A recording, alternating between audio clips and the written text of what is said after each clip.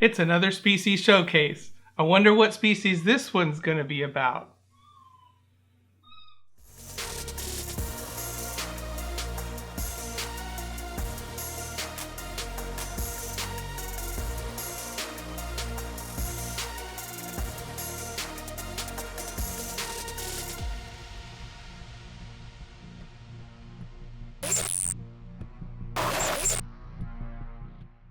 Hello tarantula lovers, I'm Alex and you're watching Tarantula Haven. The species I'm showcasing today is the Brachypelma boehmei, commonly known as the Mexican fireleg. And I do get a lot of requests for information about that species because it is such a gorgeous species. People are automatically stunned by its colors, its stunning colors, and they're very interested in it.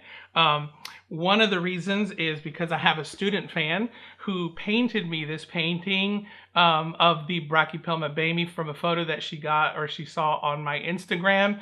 Only question is, only 21 likes? I thought I got more likes than that on that particular species. Anyway, maybe it was at a time when it wasn't, it didn't have as many likes. But Micaiah, thank you so much. I'm giving you a shout out. I really love the painting and I'll keep it forever. Another shout out that I'd like to give is to a person named Cody Ferris. I don't know if it's male or female. I'm assuming it's male. But this person bought themselves a sling of the Brachypelma boehmei and Brachypelma hamori. And they wanted me to do some kind of species showcase on husbandry for either one of those species. So I do have both species, but I'm going to do it on the Brachypelma boehmei. And because the husbandry is very similar for both, so it's, pretty much interchangeable. Another person that I would like to give a shout out to is a person named Tim Miller, who is a subscriber of mine and left me a comment that claiming that they are arachnophobes, him and his daughters, and that my videos are helping them to get over their arachnophobia, and they're actually taking a step, or at least trying to take a step to buying their first tarantula. And the tarantula that they're interested in is the Brachypelma boehmei. So that's the reason for this video. I've been wanting to do this video for a little while because I have a male and female of the species, and I'd like to show them both to you.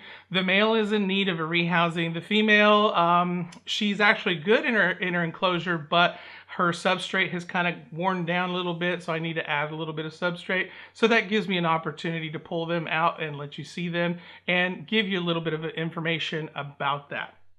So let's get started.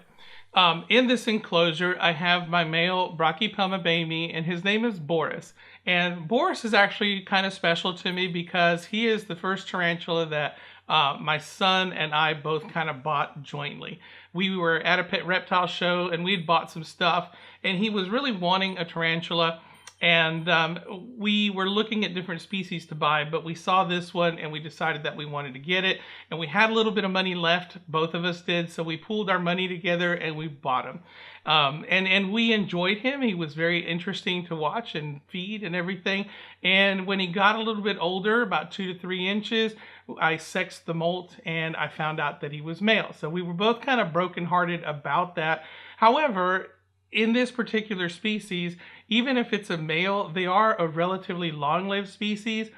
Females will live 25 plus years and males will live about 8 to 10 years. So that's still a long time for a tarantula, even if it is a male. Some species, males will only live a few years, 5 to 6 or maybe less, depending on how fast they grow. But these are kind of a medium growing species. So 8 to 10 is about what they'll live. Some might live a little bit longer than that. So they still live relatively long lives, even though they are males. Now, of course, in the pet trade or in the tarantula hobby, females are a lot more desired because they do live longer. You want a pet that's going to last you 25 years, or do you want one that's going to last you 10, right? So most people will want to get a female because they do last longer.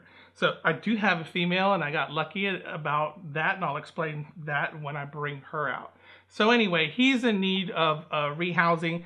His enclosure, it's actually okay for him, but he's been doing a lot of wandering lately, so I want to give him a little bit more room to wander about. So I'm moving him to this larger enclosure. Now, one of the things that you have to understand about this species is they are big time hair flickers. They will flick hair at the drop of a hat. He has always been a big hair flicker. My female, not so much, but she still does. When I first got her, she flicked a whole lot of hair, but now she seems to have calmed down. So I'm going to start trying to move him. And when I do, you are probably going to see a whole lot of hair flicking. So let me get this zoomed in a little bit tighter so you can see. And I'm going to remove that piece of coconut right there. Try not to, oh, there we go. All right, so you saw a little bit of hair flicking right there. They are very itchy hairs, so I'm probably going to be itching for a while after this. So anyway, my attempt here is going to be to walk him over. He's usually pretty good about doing that. Not an especially skittish species as far as trying to bolt or run or anything like that, but he will flick hairs like crazy until he's done, and then after that he'll just kind of walk over. So let me go ahead and kind of touch him gently and see if I can scoot him along. Oh, he's feeling a little bit feisty today. There we go. All right, can I get you to walk over? No? Come on, there you go. All right. Okay, not doing too bad. I'm gonna back out on this camera here so we can see it. Come on, buddy.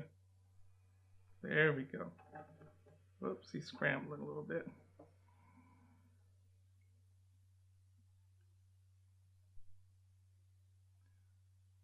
All right, so we got him up. Now let's get him over. Simple as that.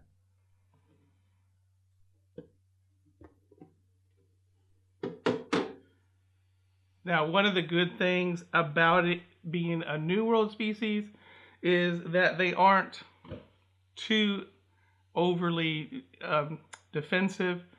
He gave a little bit of a threat posture there, but that was it. And mostly he was just concerned with getting away. And that's pretty much all I ever get out of him.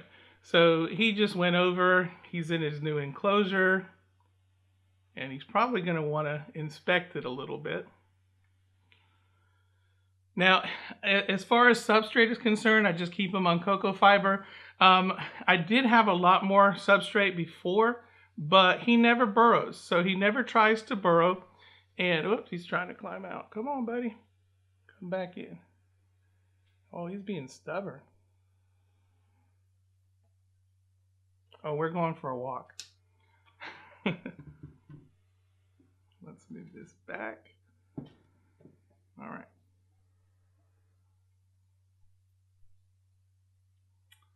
Well, he's on my hand. He doesn't like that. So let's see if we can get him to turn around. Can you turn around? There you go. All right, and now he's back. Now, as I was saying, I don't put a ton of substrate in there. They are known for burrowing, but he spends all his time on the surface. I have never had him try to burrow except for when he was a sling. When he was a sling, he did burrow down into the substrate, made himself a little burrow, and stayed in there, but he would venture out quite a bit, and now he just stays out all the time. He does go into his little coconut shell that I have for him there, but that's about all of the hiding he tends to do. If you hear some growling in the background, that's my bird being silly again. So anyway, he spends all his time on the surface. Sometimes he'll hide in his little coconut shell, and that's enough for him. But as far as burrowing is concerned, he doesn't do any of that. He spends most of his time out in the open, just kind of sitting or wandering around, and that's pretty much all he does. So as far as eating, he's a very good eater. He takes food readily, and the only times that he doesn't, of course, is when he's in pre-molt or post-molt. So for the most part, he eats all the time. So this is Natasha, my female Brachypelma boehmei, and I got lucky with her. I had been looking for a female because, of course, I had the male, and I happened to come across her at a reptile show. In fact, it was the National Reptile Breeders Expo probably about 3 years ago. And when I found her, I asked the guy, is she male or female? And he was like, she's female. And just real short, you know, move on or buy it or whatever. And so I was a little bit reluctant to believe him because the price was great. It was $60. And for a female, that's usually very, very cheap because they tend to run a whole lot more than that. So I went ahead and took the chance and I bought her at $60. And when, of course, she molted, I had to confirm the sex because I didn't believe it. You know, it was $60. So I didn't think that it was actually going to be a female. So when it did molt and I checked the molt, I sexed it, it turned out that in fact it was female. So I was very ecstatic. So now I have a female to be the counterpart to my male, and hopefully he will mature soon. But of course I've got a little while to wait. I was hoping that he would have matured this last molt that he did, but no. So again, you know, they live 8 to 10 years. So I think he's getting pretty close to that, but I got to go back and count the years because I don't exactly remember how old he is. But hopefully soon enough, I'll be able to breed him to her and maybe get an egg sac out of it. But you know how that goes. That's a crapshoot. She may not accept him. She may not make an egg sac. So the conditions may not be right, but it will still kind of be fun to try.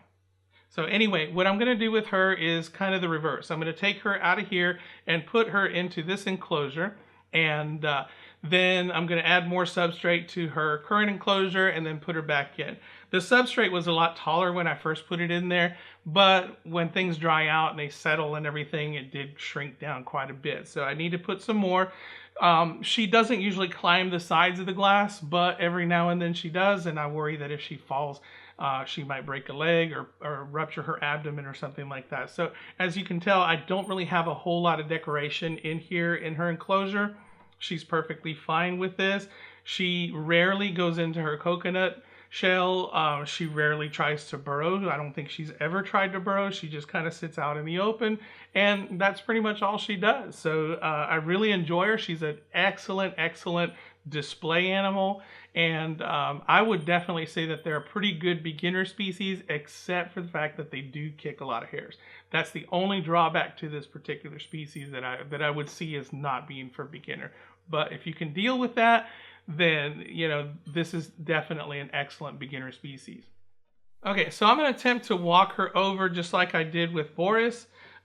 She usually does pretty good. I can get her to walk along the glass up to the top and then put her in here. I do have to be careful because it is taller. So I use this ruler and kind of use that to help support her. Now, hopefully she won't be wanting to flick hairs at me. She's usually pretty good about not flicking hairs.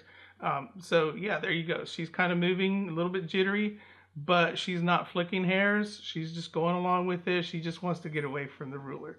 So, oops, she's having a little bit of a hard time. The webbing's knocking her off there. So let's try it again. See if I can get her to go up. I got my hand in the way of the camera here. Let me see if I can move this camera. Give you a better view. There we go.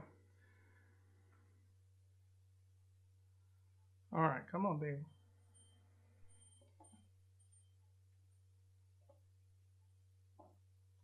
Yeah, and I kind of keep the ruler underneath her abdomen like this so that she doesn't fall.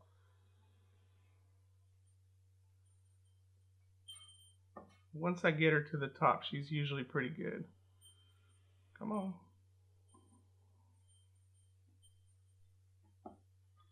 There we go. All right, so she's up and over.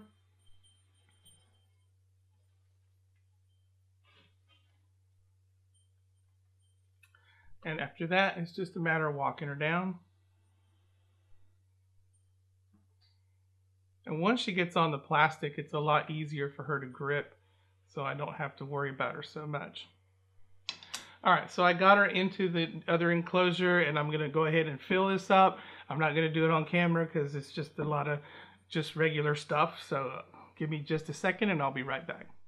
So this particular species hails from the Guerrero state of Mexico, which is home to the once popular resort of Acapulco.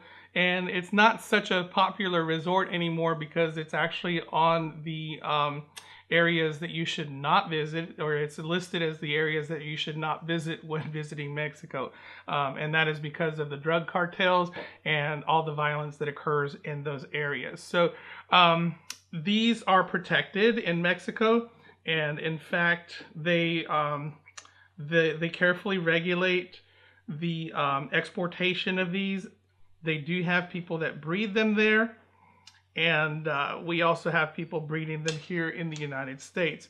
So one of the things I recently read is that it seems to be, and this is getting to be more and more common, that in the United States we tend to have a lot of hybridization of certain species, and this is one of them. So they advise you to be careful because they claim that not every Brachypelma boehmei in the United States in the pet trade is an actual Brachypelma boehmei, but that it may be a hybrid of that species. So this is one that I'm actually not really concerned about handling because she is very gentle. She's always been that way, and I'm pretty grateful for that. So sometimes I do handle her. She'll be out and about and acting a little bit curious. So if she is out and about acting curious, then I will handle her. But for the most part, I don't tend to handle my tarantulas.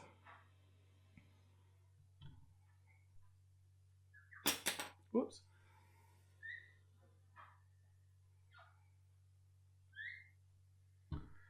But she's usually a very good girl. She's one that I photograph a lot because she's very tolerant of being moved out of her enclosure. And once I do get her out of her enclosure, she likes to just sit for the most part. So she's a very good model for me for photography. So that's probably why you've seen her in a lot of the photography videos that I do, or in any photographs that I usually post.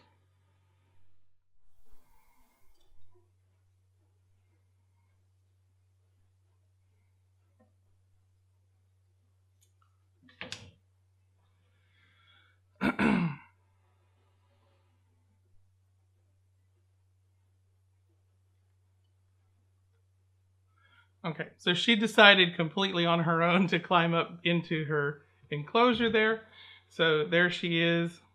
She's completely inside now.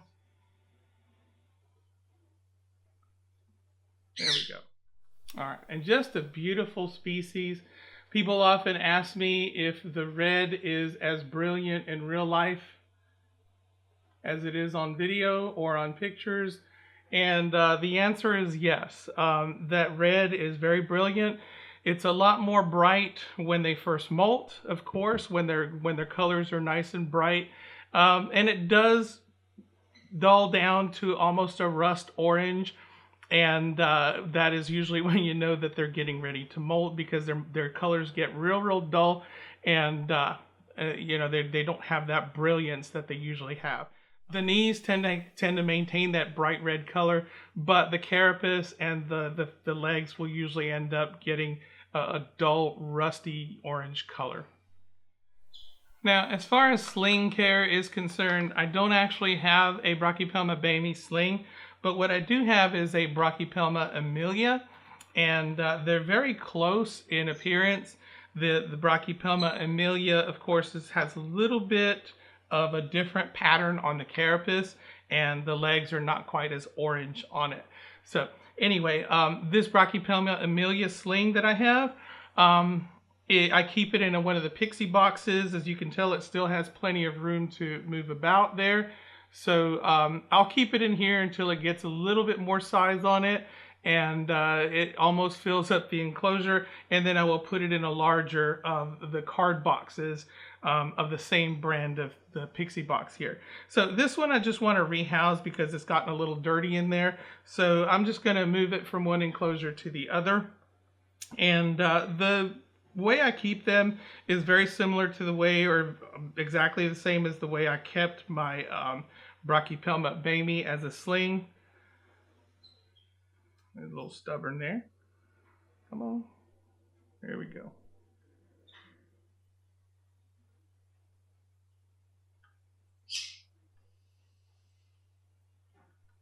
And this one's got a little bit of size on it, which I'm pretty happy about.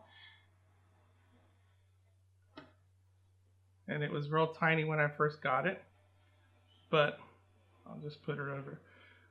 There you go. You can see the colors on it. Very similar to the Brachypelma boehmei. Notice the dark banding on the legs there toward the femur and down here toward the toes. And then you only have a little bit of orange right there. And then of course the carapace has got that orange color. However, the Brachypelma amelia has a little black triangle on around the eyes there on the front part of the carapace. And this is actually one of the species that they often cross with the Brachypelma boehmei. So you end up with a hybrid Brachypelma boehmei / amelia, and they'll tend to have some of the qualities of the Brachypelma boehmei, and then you'll see them with that orange triangle on the black triangle on the carapace, and that's usually how you know that you've got a hybrid on your hands. So anyway, let me go ahead and move it over here. Boy, he's stubborn. You didn't want to go?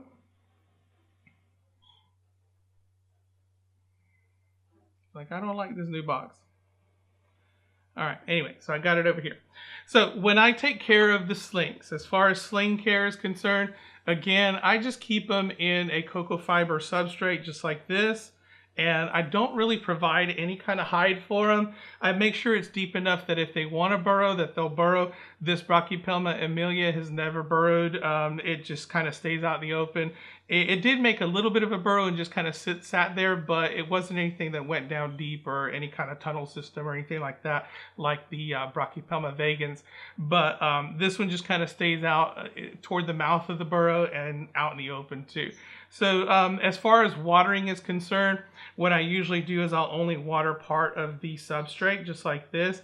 I don't usually keep a water dish in there. I just water the substrate to keep a little bit of moisture in there.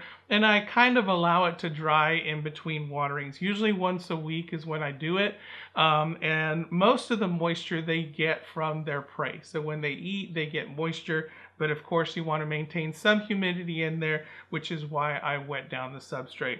And it's a good idea to switch sides so that you don't keep one side moist all the time and run the possibility of getting mites over there. So when you're dealing with a small box like this, you don't want to get mites in there. And it's also something where you can't really put in springtails and things like that in there because, of course, they'll probably escape through the holes and everything. And, you know, it's just a small box. So once you get larger, then you can start putting things in there that can live in there to help keep your enclosure clean. And then I just go in there and remove any of the bolus, which is basically the poop, the tarantula poop. I'll try to pick some of that out when I feed. If there's any left over, I'll pull that out. Or anything that's left over from what the tarantula has eaten. So that's basically it for caring for a sling. And I've done this with my Brachypelma boehmei all the way on up into adulthood. Just keeping them in a small pixie box like this, taking care of them with the watering and feeding and so on. I feed once a week, maybe twice if they are willing to take it more often. But you know, most of the time they'll regulate themselves. Once a week is usually pretty good.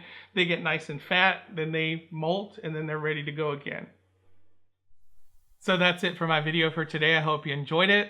I'm sorry if it wasn't as exciting as some of my other videos, but that's the way things go with Brachypelma boehmei. They are a very laid-back species. In fact, that tends to be the case with a lot of the Brachypelma genus. These tarantulas tend to be pretty laid back. A lot of them tend to stay out in the open. Definitely Brachypelma boehmei is one of those. It does stay out in the open a lot. So if you are looking for a good display tarantula, then Brachypelma boehmei is definitely for you. Mine stays out in the open all the time. My female rarely goes underneath her coconut shell that I have in there as her hide. Sometimes she'll retreat to it, but for the most part she just stays out in the open or stays on top of it. And she's a wonderful pet to look at.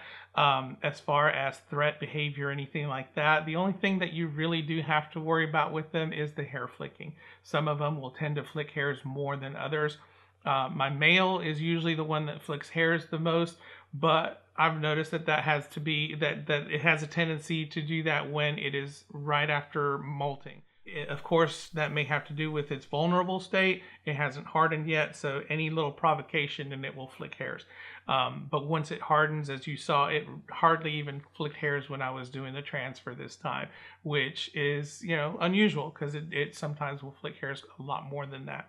My female, though, she seems to have calmed down a lot. When I first got her, she would flick hairs a lot, but now it seems like she's calmed down now that she's gotten a little bit more size on her. She doesn't flick hairs quite as much as she used to. Every now and then she might when she's just not feeling like being messed with, but for the most part, she's usually really calm and doesn't flick hairs. In fact, I handle her probably the most out of all of my tarantulas. I know you're not supposed to handle and all that kind of stuff, but sometimes I just can't help it. She does tend to wander sometimes, and she'll climb the sides. If I notice that she's doing that, I might just be inclined to open the enclosure and just stick my hand out and let her crawl around. And in my opinion, that's not really stressing the animal. I'm getting to enjoy her a little bit, and then I just put her back just to, I don't know, it's just getting that feel of handling and having something wild just walk along your hand and enjoy that. So I do enjoy a little bit of handling here and there. So anyway, as far as the species is concerned, I consider it to be a very good beginner species.